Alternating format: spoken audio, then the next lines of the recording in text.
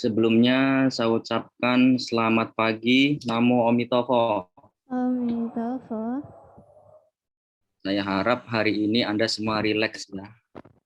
Saya nggak mau nanti Anda udah ikut Pak Baja, udah masuk hari keberapa hari ini?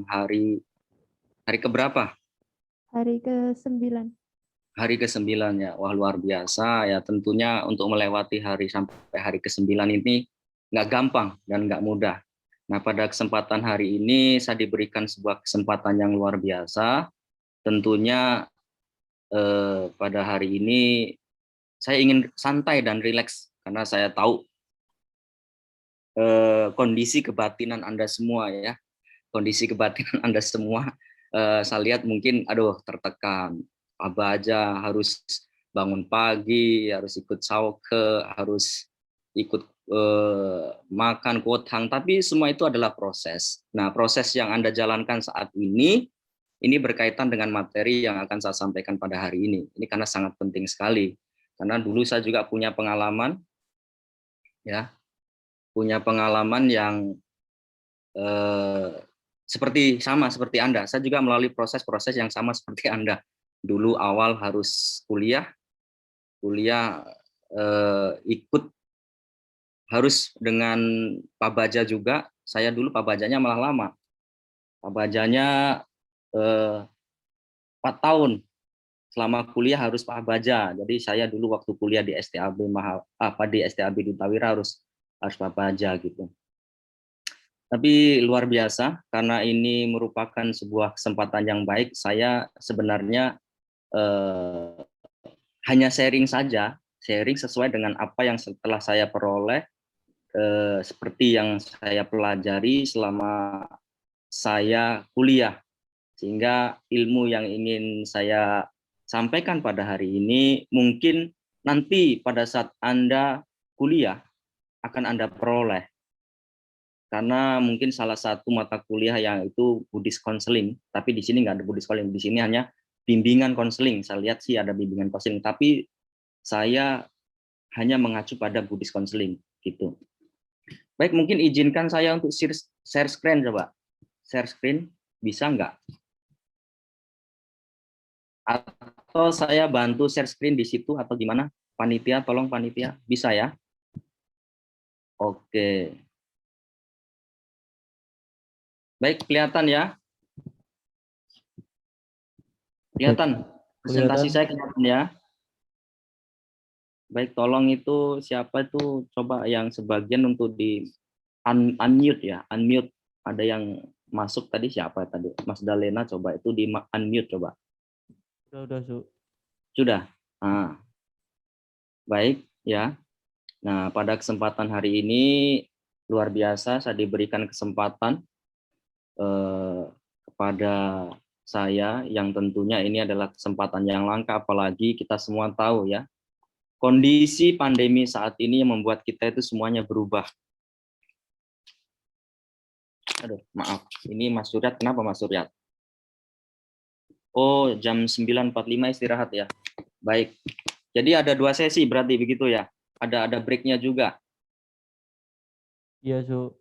Oh, baik, ada break-nya juga. Baik. Nggak apa-apa, nanti yang penting saya dikasih tahu. Ya, dikasih tahu atau break-nya jam berapa, jadi dikasih tahu. Sehingga saya nanti takutnya ngomong terus. Sebenarnya saya pinginnya datang langsung ya. Saya pinginnya datang langsung, ingin tatap muka kepada Anda semua. Saya ingin melihat satu persatu bagaimana kondisi aura Anda semua. Mungkin udah ada yang cerah lah. Karena selama 9 hari kita baca itu proses yang nggak mudah. Karena saya juga dulu mengalami bagaimana saat ikut Pak Baja, kita harus di pressure dengan sebuah kondisi yang memang dikondisikan bagaimana supaya Anda semua itu benar-benar bisa memahami apa makna dari Pak Baja itu sendiri. Tapi it's okay ya. Menurut saya semua itu adalah proses pembelajaran yang memang luar biasa dalam kehidupan kita. Nah, baik.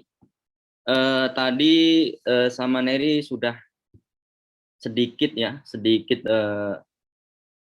mengulas mengenai biodata saya dari Lampung ya. Pendidikan saya SD, SMP, SMA semuanya di Lampung semua. Dulu waktu saya masih sekolah SD, SMP, wah di kampung, di hutan ya. Jadi kalau sekolah itu nggak pakai sepatu, apalagi mau hujan. Kalau lagi musim hujan itu, aduh, kakinya sepatunya kotor. Tapi itu adalah proses, itu namanya proses.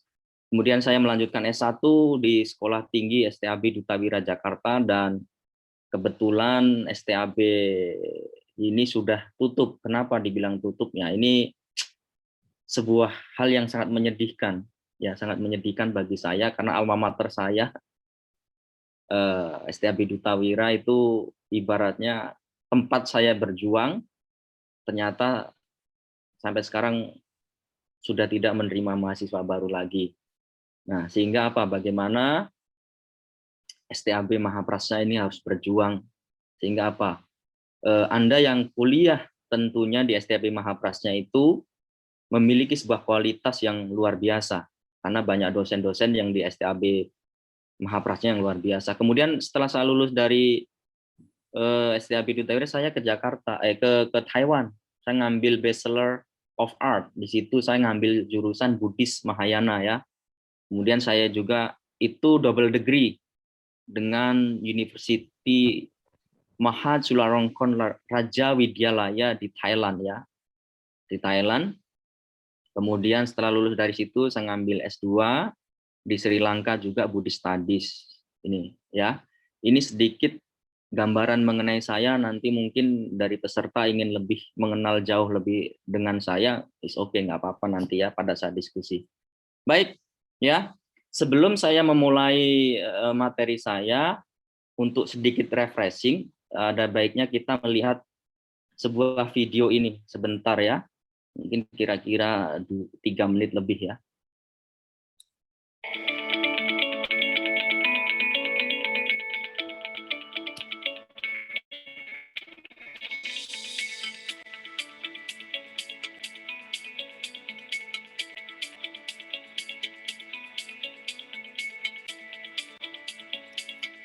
Revolusi industri keempat atau Industrial Revolution 4.0 kini menjadi perbincangan banyak pihak. Pemerintah, industri, dan perusahaan mengerahkan segala persiapan untuk menghadapinya.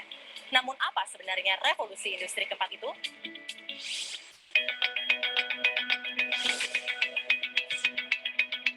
Klaus Schwab adalah sosok yang pertama kali mengemukakan istilah itu kepada publik di pertemuan World Economic Forum 2016.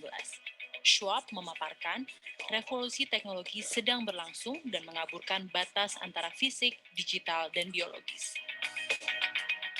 Sederhananya, revolusi industri keempat adalah bagaimana teknologi seperti kecerdasan buatan, kendaraan otonom, dan internet saling memengaruhi kehidupan manusia.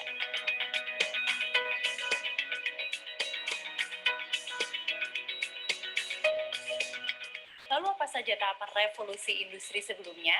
Revolusi industri 1 dimulai pada abad ke-18 dengan adanya penemuan mesin uap dan mesin manufaktur. Revolusi industri 2 pada abad ke-19 ditandai dengan adanya produksi massal, mesin listrik, dan standarisasi industri. Revolusi industri ketiga ditandai dengan adanya komputer dan teknologi informasi pada abad ke-20. Dan saat ini kita sedang berada di era revolusi industri keempat.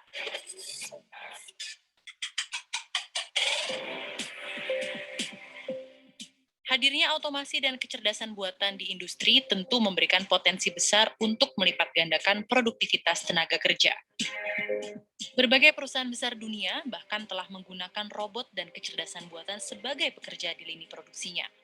Sebut saja Amazon, Tesla, Uber, DHL, Adidas, dan Nestle. Di Indonesia, operasional pabrik Suzuki Cikarang telah menggunakan teknologi robotik.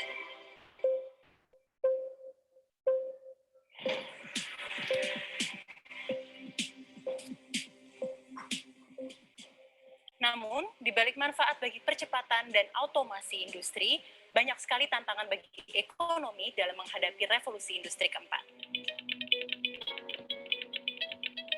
Padahal Indonesia saat ini tengah menikmati periode bonus demografi berkat banyaknya populasi penduduk dalam rentang produktif. Booming ketersediaan tenaga kerja yang bersamaan dengan era revolusi industri 4 akan menjadi ancaman nyata bagi low skill workers atau profesi dengan jenis pekerjaan yang repetitif, karena dapat dengan mudahnya tergantikan oleh mesin, robot, dan kecerdasan buatan.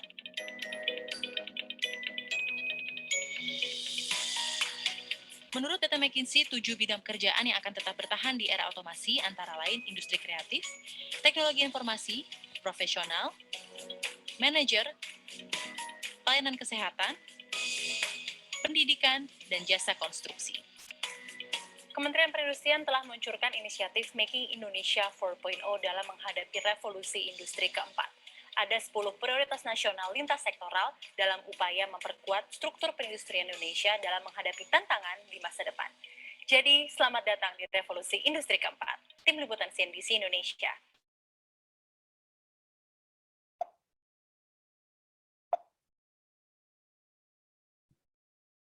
Nah, baik ya. Tadi kita bersama-sama melihat sebuah rangkaian video yang luar biasa yang mengantarkan kepada kita semua kepada sebuah kondisi dunia yang baru yang dikatakan industri 4.0. Nah, kondisi 4.0 ini yang menjadi latar belakang karena kita tahu semuanya ya bahwa abad 18 itu dikatakan industri 1.0, industri yang kedua, generasi kedua abad 19 dan abad 20, industri yang ketiga revolusi. Nah, yang saat ini adalah industri 4.0. Nah, berkaitan dengan perkembangan zaman ya, sekarang semuanya serba teknologi, semuanya otomatis lah, pakai mesin aja otomatis semua, mobil sekarang aja kayak Tesla itu udah pakai, pokoknya otomatis deh. Kehidupan kita sekarang, zaman kita sekarang itu serba otomatis, pakai teknologi yang benar-benar canggih atau dikatakan artificial intelligence. Nah, inilah ciri-ciri dari 4.0.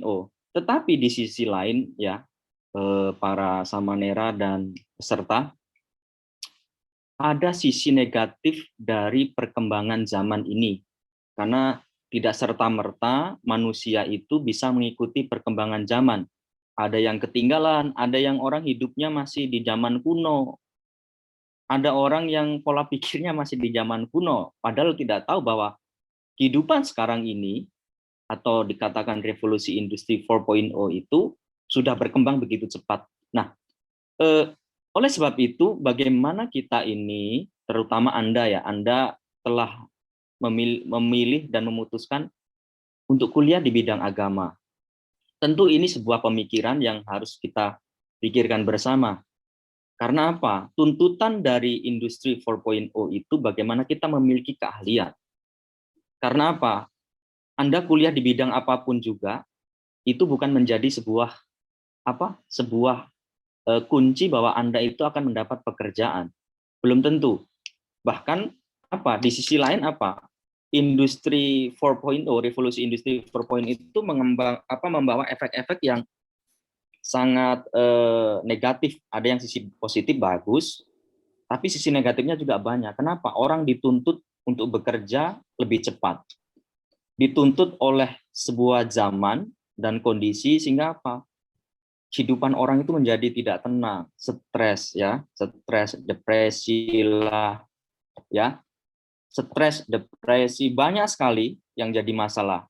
Karena apa? Efek-efek dari revolusi industri 4.0 itu bagaimana kita itu dituntut untuk memiliki sebuah kemampuan yang tentunya sesuai dengan zaman sekarang. Nah, ini sebagai contoh ya, kita selalu berharap ya, jadi manusia itu nggak tahu deh.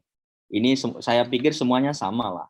Harapan Anda semua ini yang ikut peserta Pabaja adalah ya, kalau beruntung kita lahirnya di keluarga yang mampu, semuanya serba ada, semuanya serba kecukupan, Itu pun belum cukup. Anda lahir, ya, ini harapan kita, Anda lahir di keluarga yang maaf kurang mampu, harus hidup berjuang.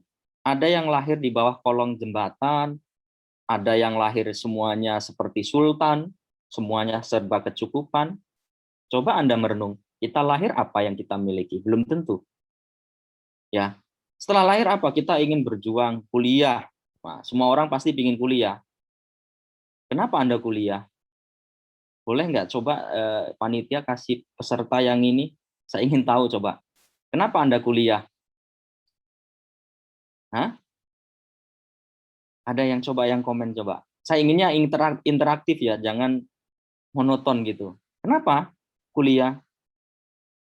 Ya ujung-ujungnya semuanya ingin hidup bahagia. Setiap orang ingin hidup bahagia. Setelah kuliah apa? Selanjutnya bagaimana? Kerja. Ingin kerja lah. Oh, kerjanya ini macam-macam. Saya kuliah ingin kerja, kerjanya ingin jadi PNS, apalagi ingin jadi kerja di kantoran. Banyak sekali kerja. Setelah selesai kerja, menikah. Menikah. Oh, nanti saya punya cita-cita ingin menikah umur berapa? Anda sudah rencanakan. Yang tujuan akhirnya adalah hidup bahagia. Tetapi faktanya, nah ini harus Anda pahami. Faktanya, setelah kita kuliah ini di tengah-tengah ini banyak proses. Aduh, setelah kuliah ini bagaimana ya? Apakah saya dapat kerjaan? Walaupun sudah kerja juga habis untuk bayar apa ya? Bayar kos lah, bayar BPJS lah, bayar asuransi lah, untuk kredit motor lah, kredit rumah, kredit mobil, banyak sekali kebutuhan-kebutuhan yang di tengahnya ini yang tadinya kuliah, di tengahnya ini kita apa? Banyak sekali proses-proses yang harus kita lalui, kita hadapi. Belum tentu apa? Kita hidupnya bahagia. Apalagi di zaman sekarang kita kuliah, udah selesai kuliah, pinginnya kerja, tapi apa? PPM lah, kita nggak boleh kemana-mana, ada virus lah, semuanya harus dikurung lah, nggak boleh pergi kemana-mana, coba. Gimana? Nah, inilah fakta yang kita hadapi. Apakah Anda bisa hidup bahagia? Kenapa? Sesungguhnya hidup itu adalah pilihan. Anda memilih kuliah di Mahaprajna, tentu ini luar biasa sekali. Itu sebuah keputusan yang sangat luar biasa sekali, terlepas dari Anda punya niat dan tujuan kenapa Anda milih kuliah di Mahaprajna. Itu kita lupakan dulu. Intinya adalah bagaimana kita kuliah. Nah, di tengah ini yang tanda tanya ini adalah proses. Prosesnya nanti Anda setelah kuliah, Anda kerja atau menikah, belum tentu hidupnya bahagia, karena semua ini adalah pilihan sendiri. Sebuah pilihan itulah yang menjadi starting point kita, ya, starting point kita untuk hidup lebih baik lagi. Karena apa? Saya juga punya pengalaman. Dulu, saya sedikit cerita. Dulu saya waktu awal-awal dulu saya di Lampung, saya udah kerja. Saya nggak kuliah dulu. Saya lulus SMA, saya ngambil diploma IT dulu, saya komputer.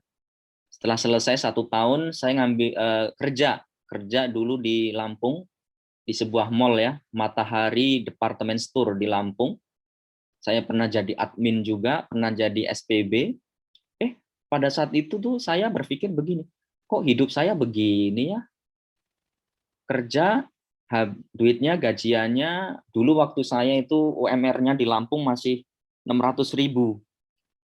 600.000 itu waktu itu. Ya habis untuk bayar kos lah, untuk makan lah. Jadi nggak ada namanya untuk ditabung.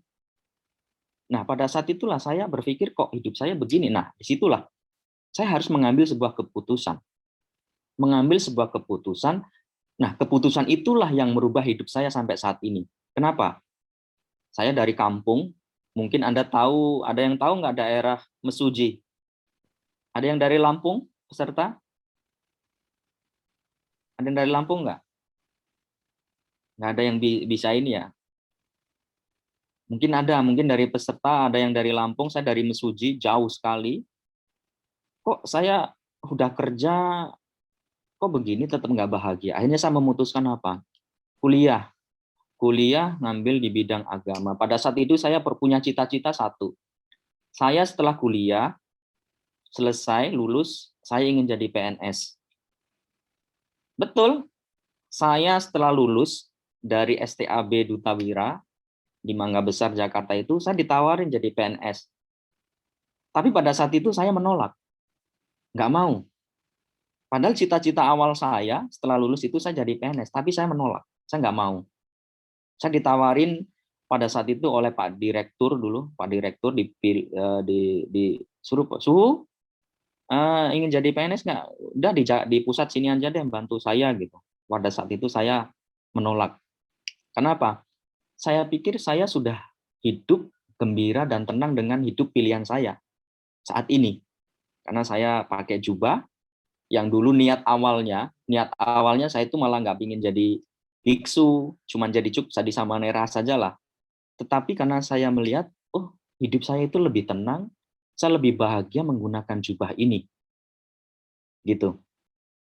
Sehingga inilah pilihan hidup saya. Nah, seperti yang saya katakan tadi, hidup adalah pilihan. Nah, Anda sekarang memilih kuliah di bidang agama, ini adalah sebuah pilihan. Nah, inilah yang menjadi starting point kehidupan Anda, perubahan kehidupan Anda itu tergantung dari diri Anda. Bukan langsung lahir, kuliah, kerja, menikah, hidup, terus hidup bahagia. Belum tentu. Karena apa? Lahir, faktanya itu kita lihat belum tentu bisa dapat kerjaan. Faktanya setelah kuliah, banyak sekali problema kehidupan masalah yang harus kita hadapi. Banyak sekali hal-hal yang harus kita hadapi dalam kehidupan kita sehari-hari. Baik dari masalah pribadi, atau masalah keluarga, atau masalah dengan lingkungan sekitar kita. Belum tentu hidup bahagia. Gitu. Nah, inilah yang antara harapan dan fakta yang begitu berbeda. Anda berharap seperti ini, hidupnya lurus aja. Kayaknya lurus, semuanya terlaksana gitu. Tapi belum tentu. Karena faktanya itu, kita harus menghadapi masalah-masalah yang harus kita selesaikan itu. Nah, pertanyaannya sederhana sekali. Apakah Anda bahagia? Coba ini panitia ada yang kasih ke peserta, coba bisa nggak kira-kira? Apakah Anda bahagia? Hah? Coba tanya sama diri Anda sendiri, apakah Anda bahagia saat ini? Jika yes, pertanyaannya, jawabannya yes, apa yang menyebabkan Anda bahagia? Apa yang menyebabkan Anda bahagia, coba? Jika jawabannya no, apa yang menyebabkan Anda nggak bahagia? Coba, di sini dikatakan problem solving. Bagaimana kita mengatasi masalah itu. Jika seandainya Anda bahagia, ya, apa yang menjadi penyebab Anda bahagia? Bisa nggak Anda mempertahankan kebahagiaan itu? Ini sebuah pertanyaan. Bisa nggak Anda mempertahankan kebahagiaan itu? Apakah Anda bahagia dengan kondisi saat ini? Pak Baja, kepalanya digundul, atas silani, malam nggak boleh makan. Apakah Anda bahagia? Belum tentu. Mungkin Anda sekarang ngantuk-ngantuk ini. Gitu. Coba, apakah Anda bahagia? Coba, mungkin ada peserta yang mau ini, coba. Yang ditanyakan kan apakah Ini, bentar. Ini, apakah Anda bahagia?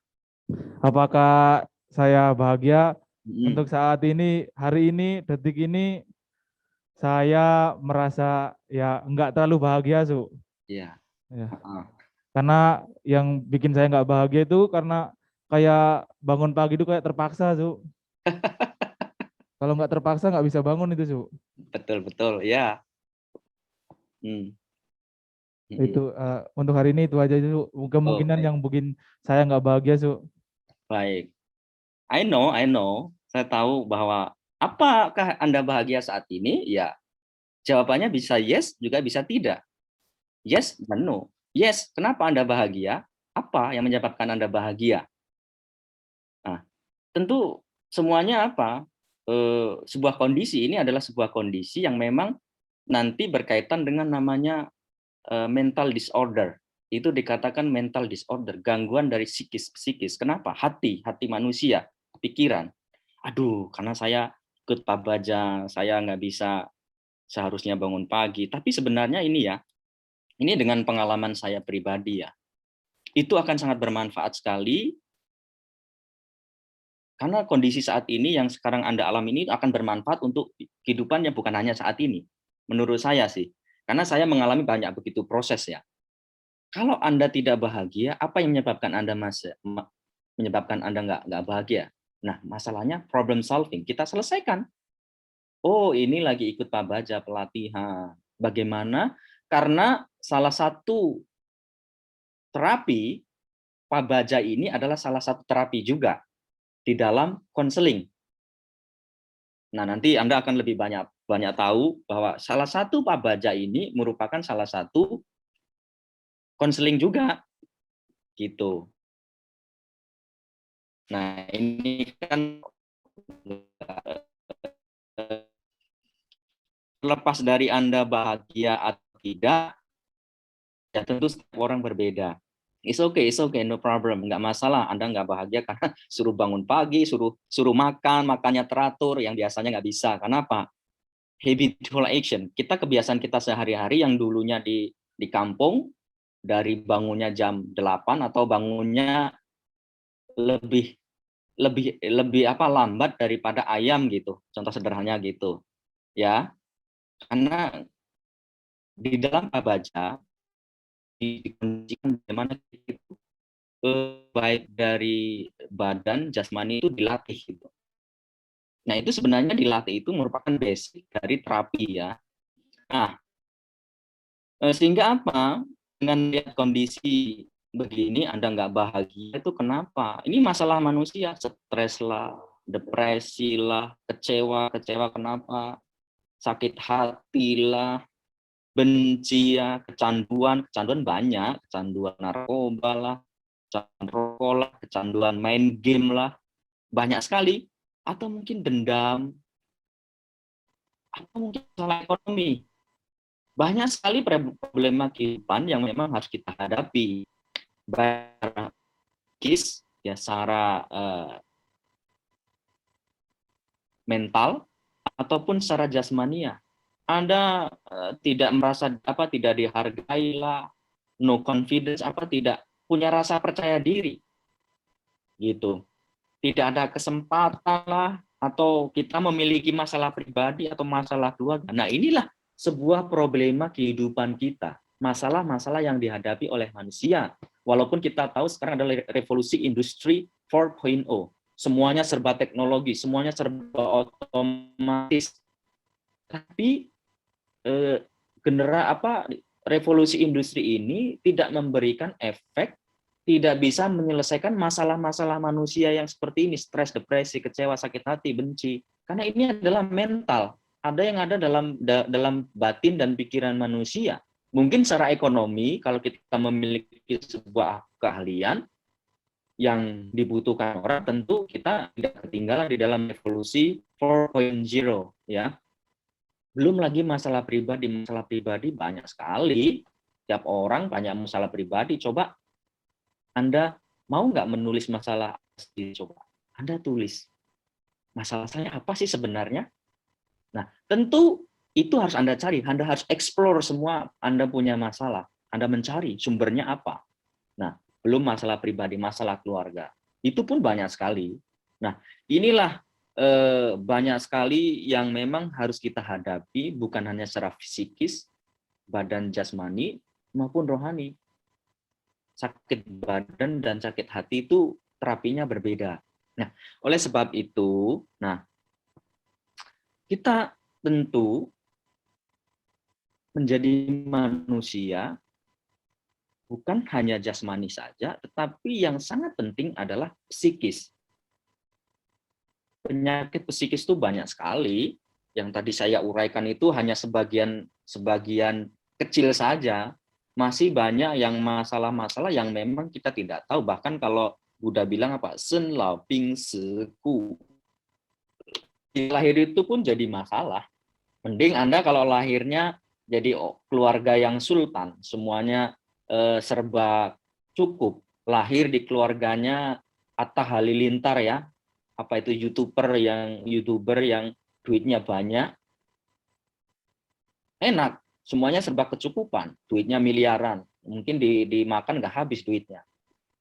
Atau Anda terlahir di keluarga yang nggak mampu, coba Anda lahir di Gambia lah, di negara-negara Afrika, coba makan nggak bisa lah, lahir sakit, coba ini sakit ini penyakit jasmani, sakit banyak sekali macamnya. Bahkan kalau di dunia kedokteran saat ini penyakit jasmani itu banyak sekali, dan dokternya itu beda loh. Penyakit kulit spesialisnya beda, ada kulit apa kecantikan spesialisnya berbeda, penyakit panu itu semuanya beda-beda, ada penyakit hati. Coba ini dari kita punya jasmani ini, dokternya tuh berbeda-beda. Coba Anda punya sakit jasmani deh, itu dokternya dalam satu tubuh Anda itu, tubuh Anda sendiri, itu Anda harus konsultasi berapa dokter. Coba sakit hidung, Anda harus cari dokter THT.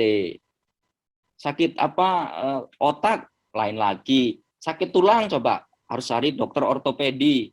Sakit apa jeroan, daleman itu jantung lah, itu beda-beda semua. Coba dari satu jasmani kita saja itu dokternya berbeda-beda loh. Mungkin bisa ratusan. Coba dalam satu kesempatan Anda sakit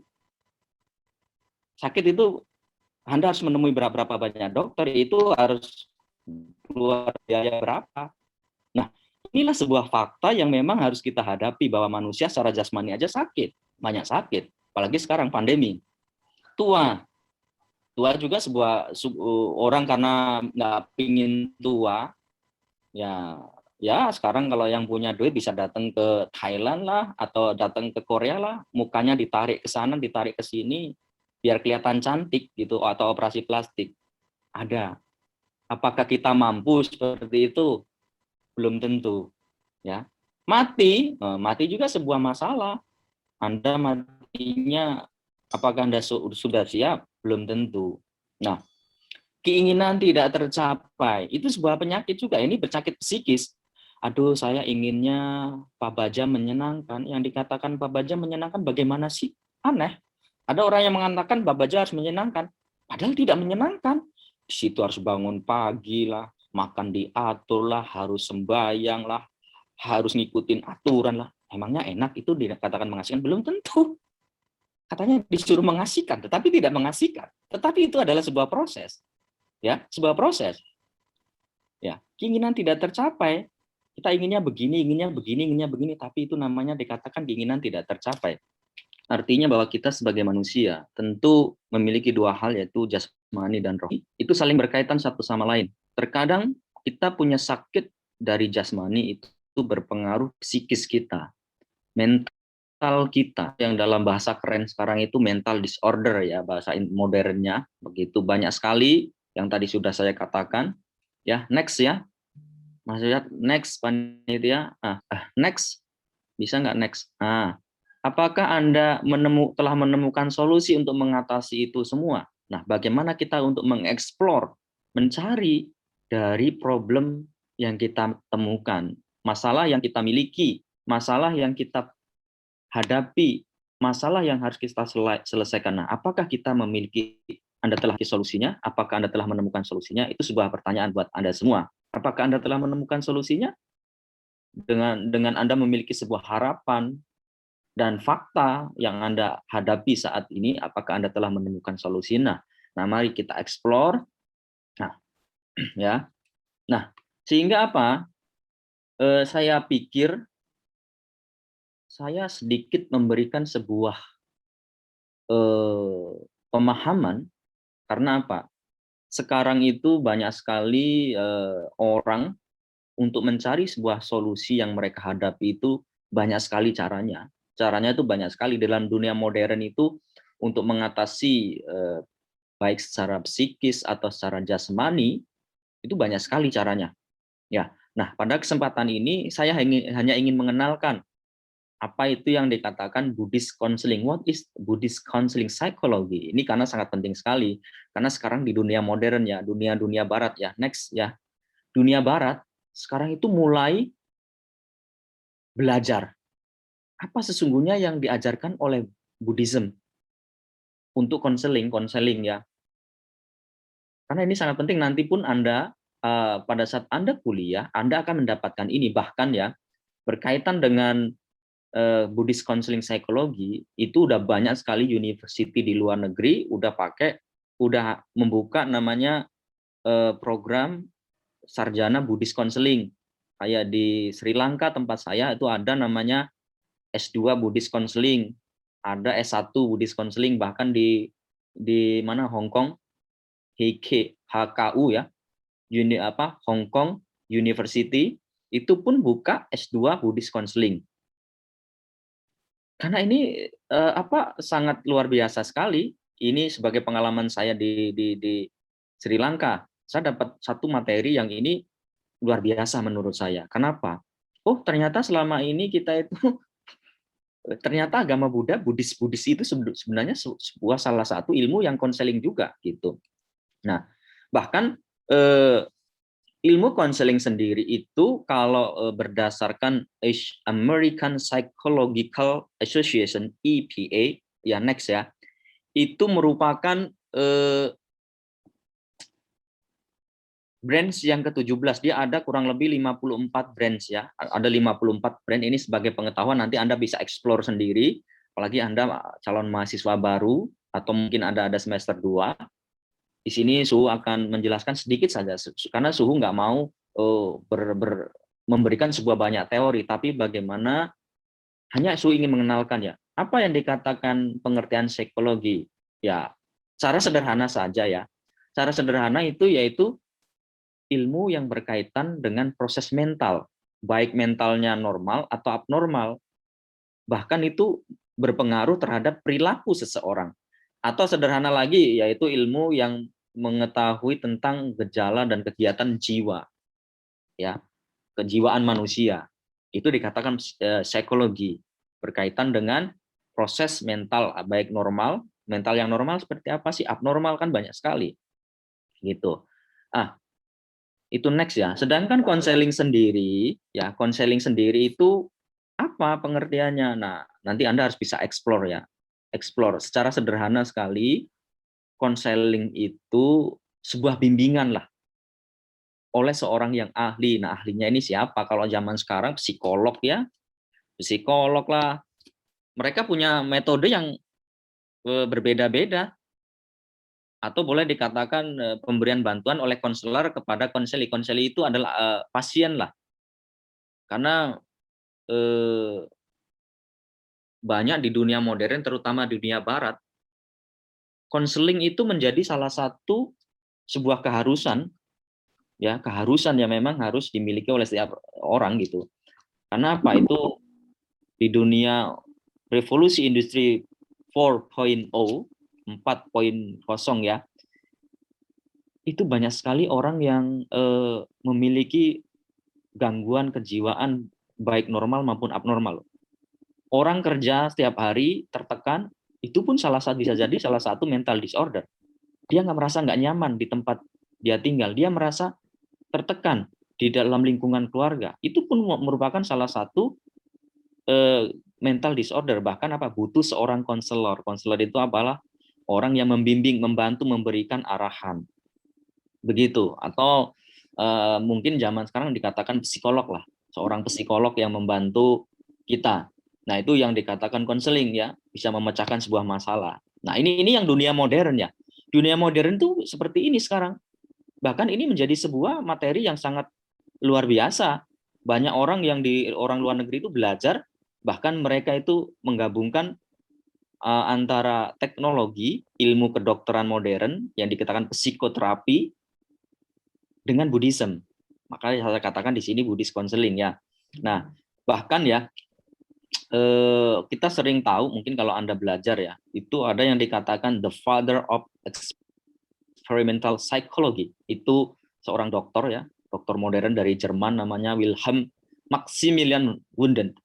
Dia seorang dokter, dia seorang psikolog, bahkan seorang profesor yang dikatakan dia adalah seorang bapak psikologi modern. Dia menemukan ilmu psikologi, dia mengungkapkan itu. Next ya. Nah ini yang dikatakan bapak psikologi ini father of experimental psychology. Nah, Anda bisa mengeksplor sendiri ya. Ini selalu dibanggakan kalau di dalam bidang psikologi, padahal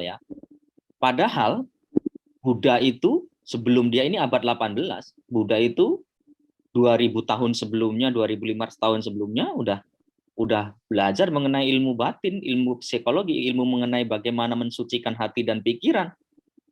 Gitu. Sehingga apa? So, what is the Buddhist counseling psychology? Ya, next ya. Apa yang sebenarnya dikatakan Buddhist counseling psychology? Nah, apa? Nih, ada seorang dokter ya, dia mengatakan bahwa begini. There is a pressing need, next ya. There is a pressing need for Western psychotherapy to gain an accurate understanding of Buddhism therapy, and for Buddhist therapy to acquire scientific recognition. If it did so, it could rapidly become the major worldwide treatment for common mental disorder. Nah, ini seorang Gerard de Pure, dia mengatakan bahwa ada sebuah tuntutan yang dibutuhkan oleh psikoterapi, terapi barat ya, untuk memperoleh sebuah pemahaman yang akurat terhadap Buddhist terapi.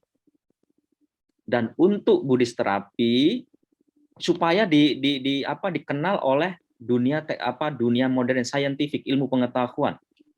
Jika bisa semua orang paham mengenai Buddhist terapi, maka ini akan menjadi sebuah treatment kepada semua orang di seluruh dunia untuk mengatasi masalah batin, mental disorder. Ya. Karena apa? Sesungguhnya kalau kita lihat secara Buddhis ya, penyakit manusia yang sangat terbesar adalah penyakit batin, penyakit hati. Bahkan di Dhammapada dikatakan pikiran adalah pelopor. Artinya apa coba? Buddha 2500 tahun lalu sudah menemukan terapi untuk mengatasi apa? Penyakit mental. Anda bisa lihat di banyak cerita Jataka, bahkan boleh dikatakan bahwa semua yang diajarkan Buddha itu adalah salah satu psikoterapi. Itu orang modern. Nah, bahkan kita sering mengenal ya, Anda mungkin sering baca Buddha Nusati ya. Buddha Nusati, ada yang sering baca Buddha Nusati, ada yang hafal coba? Ada yang nggak yang hafal? Di situ yang saya yang jadi sebuah headline buat saya adalah Buddha itu sebenarnya apa? The teacher of gods and human. Ya, Sasta Dewa Manusyanam. Next ya. Sasta Dewa Manusyanam. Next. Nah, nih. Tadi yang orang Jerman tadi dikatakan bapak psikologi eksperimental, tapi Buddha tidak. Luar biasa. Buddha itu dikatakan the teacher of the gods and humans.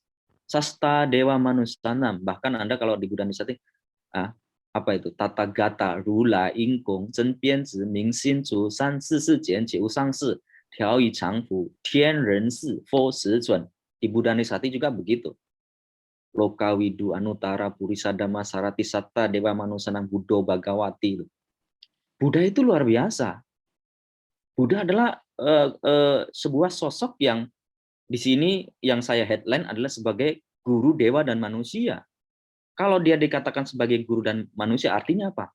Buddha adalah seorang konselor, seorang pembimbing yang bisa membantu konseli. Konseli itu apa? Kita yang memiliki penyakit batin, mental disorder. Sehingga apa? Inilah Buddha memiliki sebuah sebutan seorang Tathagata, seorang arahat, Samyak Sambuddha, Widyacarana Sampano. Maksudnya apa? Widyacarana dia itu tingkah lakunya itu luar biasa, tindak tanduknya luar biasa. Loka Widu, dia mengenal segelap alam. Itu. Anuttara Purusha Dhamma Sarati, dia seorang kalau nahkoda. Nah, dari sini kita bisa tahu bahwa Buddha itu seorang psikolog yang luar biasa. Bahkan kita sering mengatakan ya, mungkin secara umum lah, secara umum kita itu Buddha itu sering kita katakan Buddha itu seorang dokter. Nah, obatnya apa? Next ya, obatnya itu Dharma. Dharma yang diajarkan oleh Buddha. Kita selalu mengatakan Buddha itu dokter. Kenapa? Buddha itu bisa mengatasi penyakit manusia, bukan hanya dari mental saja, tetapi dari jasmani pun bisa Buddha. Luar biasa. Buddha itu bisa bahkan pada saat papanya sakit, Buddha pun datang. Dia mengunjungi Kapilawastu. Gitu. Luar biasa sekali. Kita sering mengatakan Buddha itu seorang dokter, atau bisa dikatakan Buddha itu seorang pembimbing. Dengan dharmanya itu sebagai obat. Masalahnya adalah obatnya itu mau Anda makan atau tidak.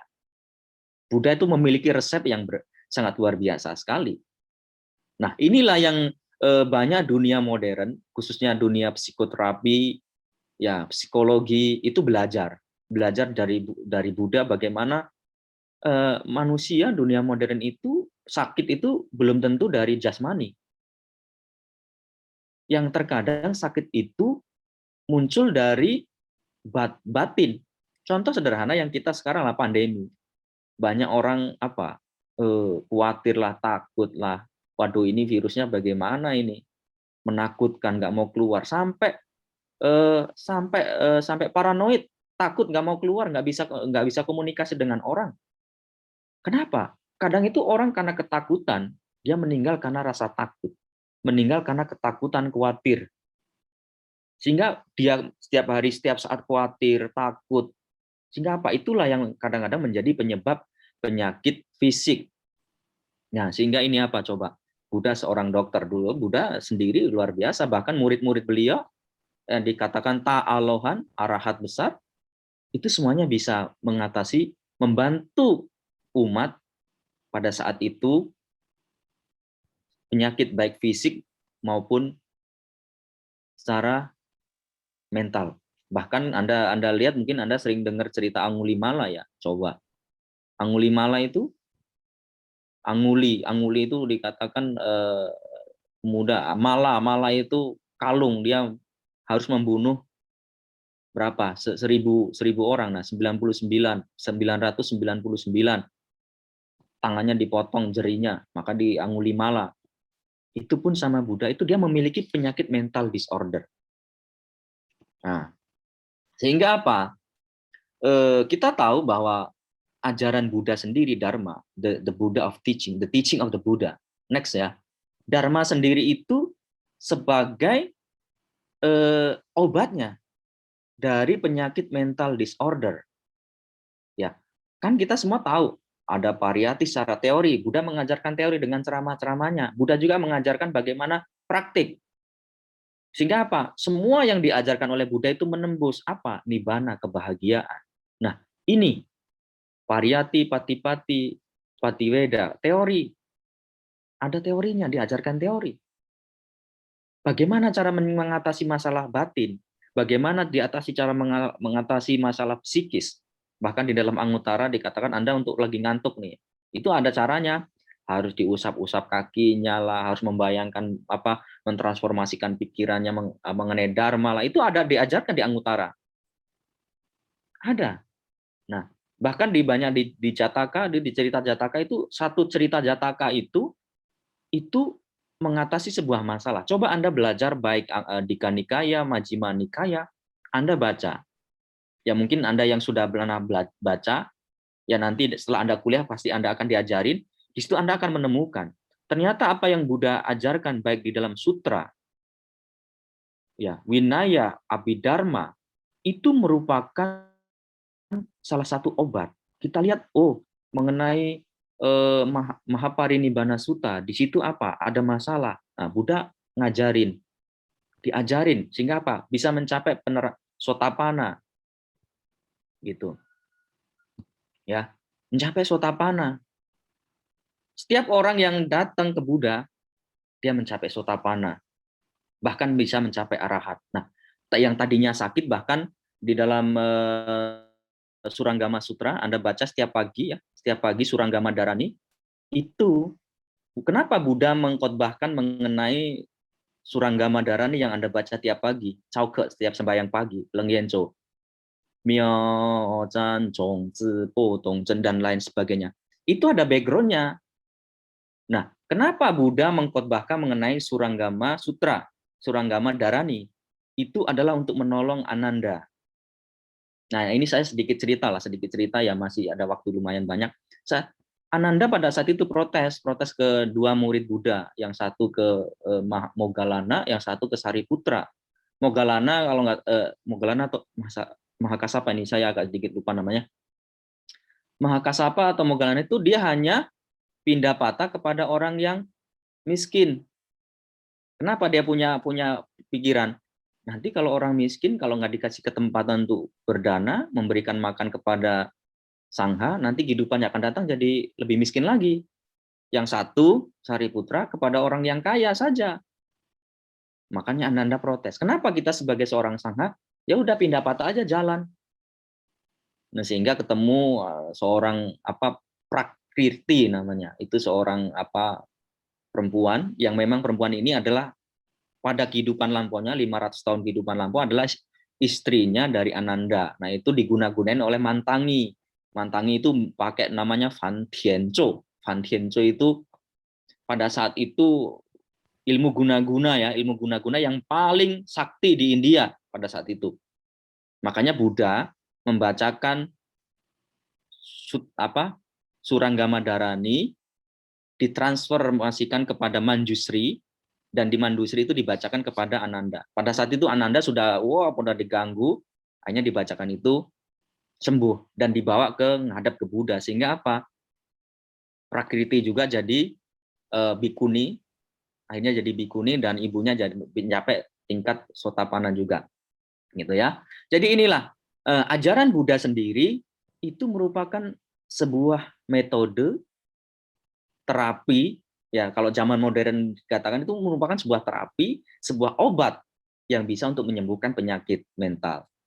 Nah, baik, next ya. Nah, kalau berbicara konseling itu banyak sekali, dalam Buddhist text itu banyak sekali, tapi ini di sini saya nggak mau menjelaskan satu persatu lah. Nanti Anda bisa mengeksplor sendiri, Anda bisa mencari sendiri apa itu konseling, yang artinya kalau sedikit-sedikit Upadisati, Owadati, Anusasati, Deseti, Adisati, itu semuanya yang mengatakan ini konseling, menunjukkan, memberi nasihat, mengajarkan, menerangkan, menjabarkan, menjelaskan. Itulah seorang Buddha. Bahkan banyak sekali Adikati, Acikati, Deseti, next ya, Panapeti, Patapeti, Wirawana, Vibhajati, ini banyak sekali analisis lah. Buddha itu mengajarkan. Nah, ini bukan tugas saya sebenarnya tapi saya hanya menjelaskan, inilah Buddha. Buddha itu apa? Luar biasa. Nah, ini Anda bisa meriset sendiri nanti setelah Anda kuliah, Anda bisa mencari, ya. Jadi saya tidak menjelaskan satu persatu karena waktunya memang sedikit. Ini kalau saya dulu kuliah ini dapatnya satu semester 6 bulan. Ya, satu semester saya harus belajar ini, sehingga saya harus memberi kesempatan Anda untuk mengeksplor sendiri. Makanya di situ gambarnya seorang orang yang sedang pakai kaca pembesar anak. Itu tugas Anda mencari sendiri. Karena banyak sekali. Nah, sehingga apa yang dikatakan Buddhist counseling? Ya, konseling Buddhis itu adalah sebuah proses, ya. Next ya, sebuah proses yang bertujuan untuk mengurangi penderitaan individu atau kelompok dengan cara bijaksana, dengan metode yang diajarkan oleh Hyang Buddha atau Dharma. Karena apa? Atau boleh dikatakan merupakan psikoterapi yang dilakukan menggunakan lensa Buddhis filosofi atau meditasi. Karena apa? Ciri khas dari konseling Buddhis itu adalah problem prevention rather than conflict resolution. Maksudnya apa? Apa yang diajarkan oleh Buddha itu untuk prevensi, untuk menanggulangi masalah daripada menyelesaikan resolusi masalah, gitu ya. Ini secara sederhana begitu, yaitu untuk apa yang diajarkan Buddha itu sebuah proses. Nah, ini kan pakai sekarang ilmunya konseling lah, yaitu pakai ilmu modern lah, gitu ya. Seperti itu. Nah, tujuannya sebenarnya sangat sederhana sekali. Ya, tujuannya sebenarnya sangat sederhana sekali. Tujuan yang diajarkan oleh Buddha bagaimana kita semua mencapai pembebasan sejati, nirwana, kebahagiaan. Oh, yang di awal tadi kita memiliki sebuah harapan lahir, kuliah, kerja, menikah, ya, kuliah, kerja, menikah, ya, kuliah, kerja, menikah, terus hidup bahagia. Padahal belum tentu. Karena apa? Yang diajarkan oleh Buddha, konseling dari Buddha, bimbingan yang diajarkan oleh Buddha, bagaimana hati dan pikiran manusia itu mencapai sebuah kondisi yang damai, bahagia, seimbang, dan tercerahkan. Sehingga apa? Apa yang diajarkan oleh Buddha itu bisa menyelesaikan masalah mental manusia secara permanen. Di sisi lain juga menghancurkan akar dari sumber masalah yang kita hadapi itu sendiri. Sehingga apa? Pencapaian sejati itulah nibbana yang diharapkan. Nirwana. Gitu. Nah, inilah yang dikatakan tujuan dari konseling Buddhism. Gitu. Nah, bahkan Buddha itu di dalam banyak sutra, baik dari Majjhima Nikaya, Dika Nikaya, baik Tripitaka, baik dari aliran Theravada Mahayana itu semuanya sama. Memiliki sebuah konsep dasar. Konseling itu apa? Di Catur Arya Sarjaniya, mungkin Anda tahu ya. Ya, konsep dasarnya itu di situ. Sesekhu. Inilah penderitaan. Anda harus tahu penderitaan Anda itu di mana. Setelah Anda tahu Anda harus tahu. Setelah Anda tahu, oh saya tahu penderitaan saya ternyata penyebabnya ini. Nah, seseji, oh ini duka. Oh ini sebab duka. Sebab duka itu harus Anda putuskan. Ing tuanci, Anda harus putuskan sebab dukanya itu. Oh, saya telah memutuskan sebab duka. Sesemie, oh sebab duka itu lenyap. Ing senmie, saya harus menyelami sendiri. Oh, saya telah menyelami dan menyebabkan sebab duka itu hilang. Sesetau, oh ini jalannya.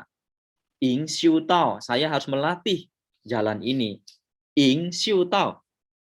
I siu tao, maksudnya apa? Ini sebuah tiga lingkaran atau tiga konsep ya. Nah ini mungkin nanti ini Anda dapat pokok-pokok dasar agama Buddha, Anda pasti akan dapat ini. Tapi nggak tahu tergantung dari dosennya menjelaskan bagaimana. Ini harus dibahas luar biasa ini kalau Anda bahas. Nah inilah konsep dasar konseling yang diajarkan oleh Buddha. Dari 4 kesunyatan mulia itu diajarkan apa coba? Bagaimana kita harus menerima penderitaan, kita harus tahu penderitaan itu kita telah memutus atau tidak, kita tahu sebabnya, kita telah memutus sebab itu, kita tahu itu telah lenyap, dan kita tahu jalannya. Tujuannya adalah bagaimana itu mensucikan makhluk itu sendiri. Satanam Visuddhya. Satanam Visuddhya atau Soka Paridewanam Santikamaya, mengatasi penderitaan makhluk kelus kesah. Bahkan apa? Dukkha Dumanasam Attagamaya, menghancurkan penderitaan fisik, tuh ingat, fisik dan mental. Itu dilatih dengan cara dilatih. Mananasa adigamaya, mencapai sebuah pembebasan nibbana. Nah ini di Satipatthana Sutta itu diajarkan. Nah inilah tujuan akhir dari bagaimana konseling Buddhis. Konseling Buddhis yang harus kita sebagai umat Buddha, atau siapapun itu, bahkan banyak sekali yang tokoh-tokoh dari luar negeri, ya banyak artis lah, baik yang terkenal itu mereka mempraktekkan ajaran Buddha. Yang paling umum itu adalah meditasi, gitu ya. Nah, berbicara mengenai konseling, ya konseling Buddhism, kenapa pada hari ini ya sebenarnya saya hanya sharing saja ya, hanya sharing mengenai apa itu sebenarnya konseling Buddhism yang selama ini kita hanya mengenal konseling secara umum, bimbingan konseling, tapi kita nggak tahu apa itu konseling sendiri, yang Buddhis sendiri apa, bahkan apa next ya. Konseling itu sebenarnya banyak macamnya, individu. Nah, Buddha semuanya udah mempraktekkan ini semua. Individu itu one by one. Individu, konseling secara individu. Individual counseling. Itu kita by one. Nah, konselor itu berhadapan dengan itu, kita diskusi, kamu ada masalah apa? Maka kalau di kemudian hari, di zaman revolusi industri 4.0, jika sebuah wihara hanya berpaku pada cara-cara tradisional, itu pasti akan ketinggalan. Nah, bagaimana sebuah wihara yang di dalam dunia modern saat ini ya dunia modern, ya 4.0 supaya selaras. Wihara itu harus jadi tempat untuk konseling, baik secara individu, grup, keluarga, atau pranikah, atau pos nikah. Secara individu apa? Umat bisa datang ketemu sama sanghanya, itu bisa diskusi. Banyak sekali masalah pribadi, itu secara individu. Atau grup konseling itu banyak. Berapa orang lah, 3-4 orang itu grup konseling. Biasanya itu terjadi kayak di mana di tempat-tempat rutan lah. Saya dulu punya pengalaman di Sri Lanka pada saat saya dapat materi ini, saya harus pergi ke rutan, ke penjara di Sri Lanka itu, bahkan itu apa? Itu sudah divonis harus dihukum mati. Nah, saya punya tugas untuk datang, untuk memberikan konseling. Bagaimana kita harus menerima. Pada saat itu saya memberi satu materi buat mereka, karena mereka itu sudah divonis harus dihukum mati oleh pemerintah Sri Lanka. Ada kalau nggak salah kurang lebih 1.000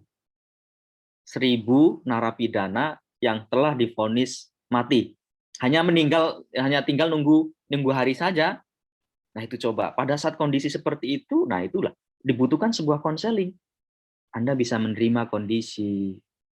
Saya pada saat itu ngajarin Nienfo Famen. Saya ajarkan Nienfo. Sudahlah, terima kondisi, belajar Nienfo. Itu di grup konseling.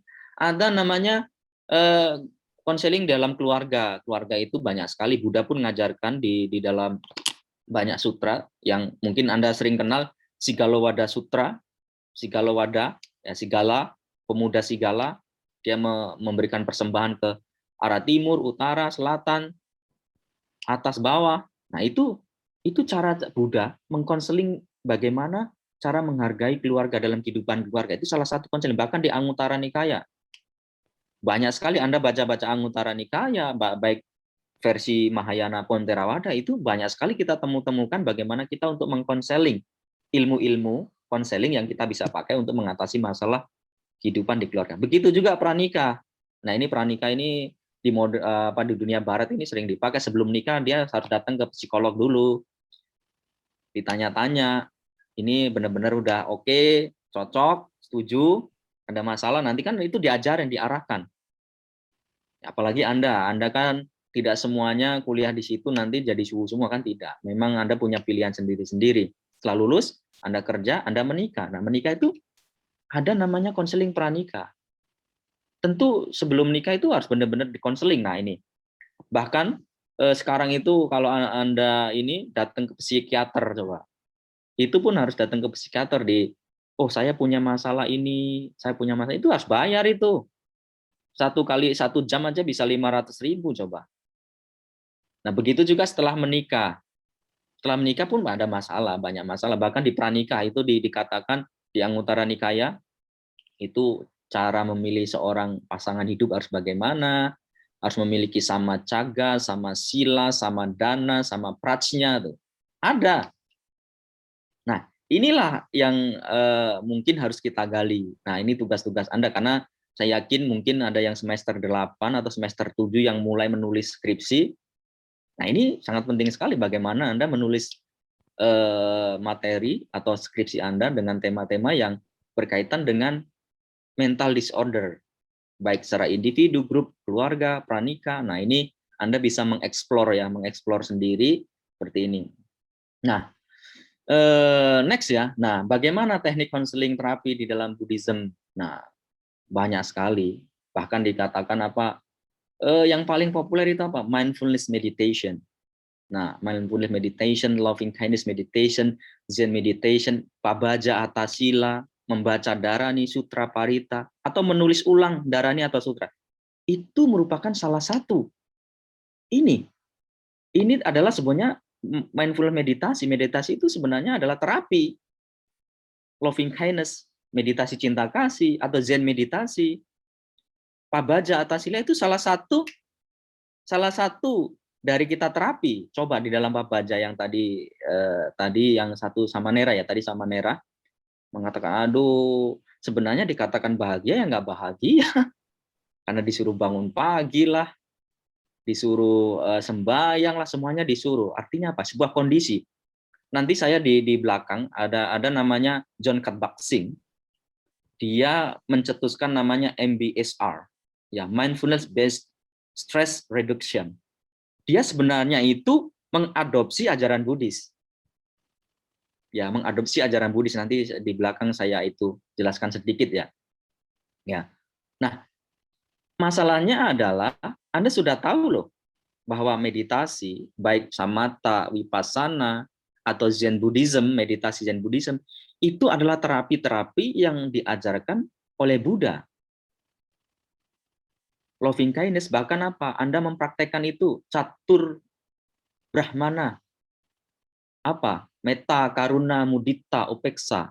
Anda bisa mempraktekkan itu dalam kehidupan sehari-hari. Karena apa? Ada salah satu yang Jonathan Baxing yang mengadopsi ajaran Buddhis untuk terapinya.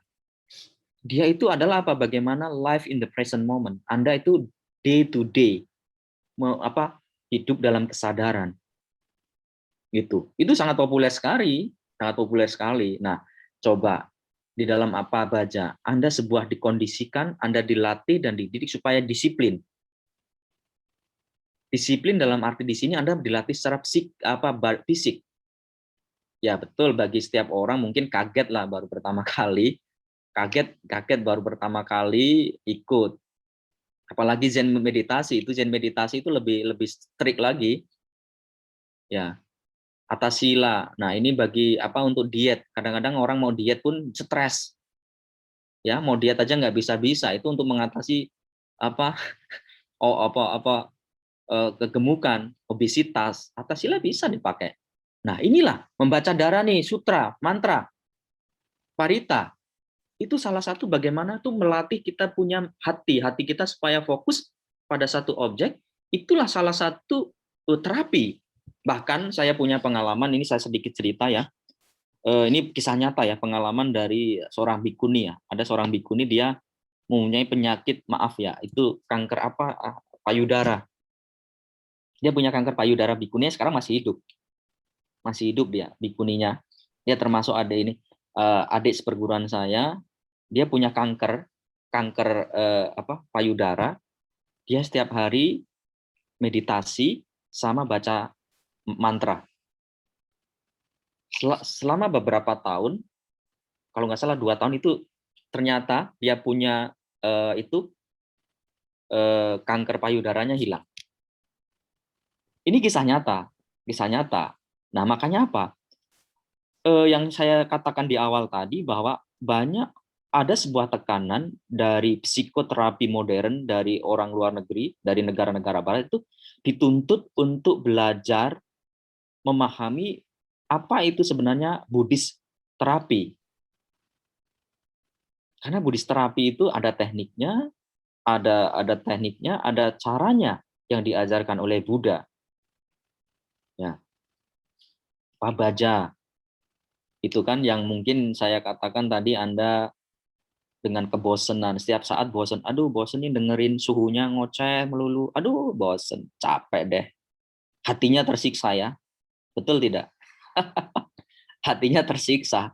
Aduh, pingin makan enak, ini dikasih makan rasanya begini. Aduh, capek deh. Dikasih makan rasanya apalagi asin lah. Apalagi nih, pedas lah, apalagi ya. Nah itu, dari di situ Anda Anda itu dituntut bagaimana Anda menerima sebuah kondisi, bahkan atau namanya ACT. Itu apa? Acceptance and Commitment Therapy. Ada itu yang dalam dunia modern dikatakan kita harus menerima, ada sebuah komitmen. Komitmen itu apa? Anda harus menerima dan komitmen Anda menjalani ini dengan sebuah ketulusan. Nggak gampang, apalagi kondisi sekarang ya, pandemi ya. Pandemi nggak boleh ngumpul banyak orang, tapi di situ dikondisikan supaya bagaimana coba? Wihara STAB memberikan sebuah kondisi yang baik untuk Anda untuk belajar. Nggak gampang loh untuk belajar jadi pabaja, nggak mudah. Atas sila nggak mudah.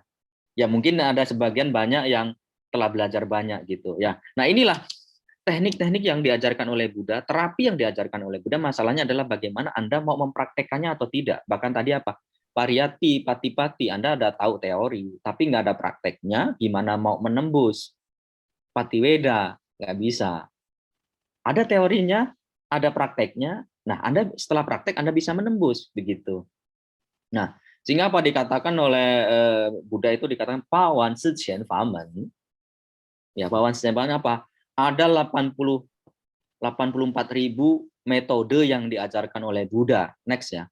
Ada 84.000 yang diajarkan apa? Oleh Buddha. Teknik lah, teknik untuk mengatasi penyakit hati dan pikiran. Bahkan tadi di awal di dalam Satipatthana Sutta ya bisa fisik maupun mental. Maka dikatakan ada Pawan Siqian Famen. Caturasiti Dharma Skanda Sahasrani. Itu 84.000 teknik. Nah, bahkan di dalam Theragata, Ananda Theragata itu dikatakan, nah ini baik versi Mandarin lah apa, Woqin ya di Tapipo Salun ya, Woqin Zhongfo Bianso Pawan Fayun Zhongchu Bijiu So Chuan So De Erqian. Tuh, luar biasa sekali. Ya, nah ini nanti Anda bisa pada saat Anda kuliah ya Anda bisa mengeksplor dan menggali sendiri ya. Nah, benefit manfaat yang kita peroleh dari belajar Dharma, mempraktekkan ajaran Buddha itu banyak sekali. Yang pertama, bisa nggak Anda menerima diri sendiri apa adanya? Who am I? Siapa saya? Oh, saya ini loh. Saya telah memutuskan, saya telah mengambil sebuah keputusan, ya terlepas dari background Anda, kenapa Anda mengambil kuliah di Mahaprajna, tapi ini sebuah keputusan yang bisa merubah jalan hidup Anda loh. Anda bisa nggak menerima diri Anda sendiri? Sehingga apa? Anda memilih tujuan hidup, bisa menerima kondisi, bisa memiliki sebuah kesadaran diri, baik ucapan, perbuatan, pikiran. Ya setidaknya kita bisa hidup sehat, ya, tidur nyenyak, tidur dengan tenang dan nyaman, atau bisa lebih baik lagi, optimis. Ya, optimis. Bisa memiliki hubungan baik dengan yang lain, good relationship, memiliki hubungan yang baik dengan yang lain. Ini yang secara sederhana, yang pakai bahasa sekarang lah. Bahasa sekarang yang tentunya bagaimana setelah Anda ikut Pabaja, Anda belajar di Pabaja ini, apa yang Anda peroleh? Menerima diri sendiri, kondisinya. Oh, ini adalah sebuah proses. Kalau orang Jawa bilang apa? Anda saat ini sedang belajar di kawah candra di muka, digodok supaya jadi orang. Benar. Saya ada yang sebenarnya alma mater saya bukan orang Mahaprajna, tapi saya bangga dengan Mahaprajna. Saya bukan lulusan Mahaprajna, tapi saya bangga karena saya dulu mengalami proses yang seperti itu, sehingga apa? Saya kuat menghadapi kehidupan. Gitu. Nggak gampang. Saya sendiri kalau boleh ngomong jujur, saya kuliah di luar negeri, saya di luar negeri 9 tahun. Di Taiwan 6 tahun, di Sri Lanka 3 tahun. Tapi saya berjuang. Bahkan orang mengatakan, waduh suhu ya, banyak duitnya, banyak donaturnya, padahal tidak. Padahal tidak loh. Banyak sekali dengan pakai jubah ini banyak beasiswa-beasiswa. Bahkan nanti kalau Anda seandainya ingin dapat beasiswa itu bisa saya kasih tahu linknya. Oh, ini Anda pingin kuliah S2 di Hong Kong University. Ini ada link untuk beasiswanya. Tapi syaratnya pakai jubah. Pakai jubah ini kesempatannya luar biasa banyak. Bahkan saya keliling banyak negara ya. Bahkan di Myanmar ya. Di Myanmar itu ada namanya satu university itu kita bisa ngambil S1, S2 di situ. Gratis semuanya. Tapi syaratnya yaitu Anda jadi seorang sangha baik Theravada maupun Mahayana pakai jubah yang penting. Begitu. Tapi kalau di Mahachula itu nggak ada. Nggak ada. Di Mahachula Anda ngambil S2 harus bayar sendiri. Kalau di Sri Lanka ada. Tergantung kita mau mengajukan beasiswa itu banyak. Di Sri Lanka itu bante-bante yang dari Myanmar itu mereka mengajukan beasiswa setiap 1 tahun dapat $1.000, cukup lah. Tuh. Banyak sekali kesempatan. Nah, artinya apa? Saya sangat bangga sekali karena dengan metode Pabaja ya Anda bisa menerima tidak kondisi yang saat ini Anda belajar. Itu memberikan benefit kepada saya yang luar biasa sekali. Manfaat yang banyak sekali kepada saya. Sehingga apa? Saya mampu berjuang. Walaupun dulu waktu saya di Sri Lanka hidup sendiri, berjuang sendiri, tapi kalau saya memiliki sebuah keyakinan, ya keyakinan bahwa saya benar-benar ingin belajar. Banyak yang datang kok. Nah itulah yang dikatakan apa? Dewa pelindung Dharma itu ada, selalu ada.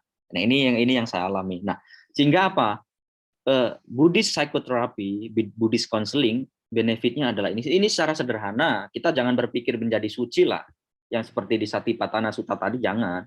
Ini sederhana lah, kita bisa menerima diri sendiri, bisa menerima kelemahan sendiri-sendiri, bisa memiliki tujuan hidup, menerima kondisi, hidup sehat, tenang, kan semuanya itu melalui proses gitu. Sehingga apa? Next ya.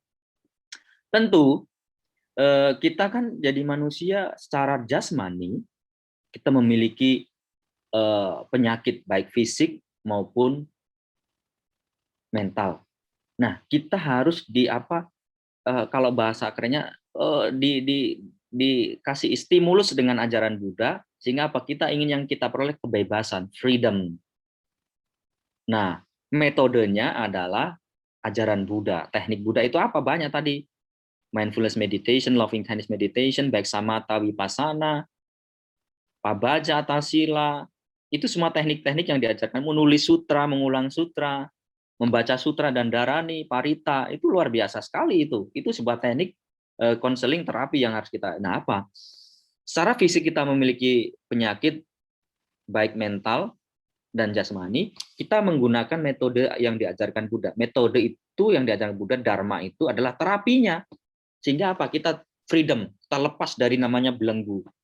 Bebas di rantai-rantai belenggu itu, kita bebas. Itu ya yang jadi tujuan. Nah, mungkin untuk kita bisa nggak kita belajar diam sejenak? Ya, next ya coba. Bisa nggak kita belajar diam sejenak? Coba mungkin masih ada waktu nggak ini panitia? Saya sebenarnya ada satu yang metode, yaitu pakai musik, itu ya salah satu terapi sebenarnya. Kita duduk diam sejenak, tapi kalau nggak ada waktu ya itu next time lah. Nah, masih banyak waktu sebenarnya. Seharusnya saya ada baik, saya lanjutkan saja dulu sebelum mungkin saya terakhir saya diskusi gitu dengan Anda semua ya. Baik, next ya, next ya. Ini sebenarnya Anda harus belajar diam. Itu tadi sebenarnya kalau saya datang langsung ada teknik pakai terapi, pakai suara, tapi ya karena kondisi seperti ini nggak bisa, oke lah, nggak masalah. Saya lanjutkan dulu ya. Nah, kita saya ingin mengenalkan Anda mengenai teknik konseling modern ya, yang dikenalkan oleh orang Barat. Nah, next ya. Nah, ini yang saya bilang tadi, John Kabat-Zinn ya. Mindfulness Based Stress Reduction, MBSR. Nah, bagaimana itu di situ? Anda kalau mau ikut terapi dia selama 8 minggu. 8 minggu Anda harus ikut dia, itu pun harus bayar, mahal. Nah, itu di situ diajarkan bagaimana mind and body awareness. Anda itu harus menyadari pikiran dan apa yang terjadi dalam pikiran Anda dan perbuatan Anda. Itu John Kabat-Zinn, dia ada 8 minggu terapi untuk menghilangkan stres. Karena apa? Orang di luar negeri kan banyak stres lah, udah kerja capek lah, kondisi tuntutan zaman lah, capek.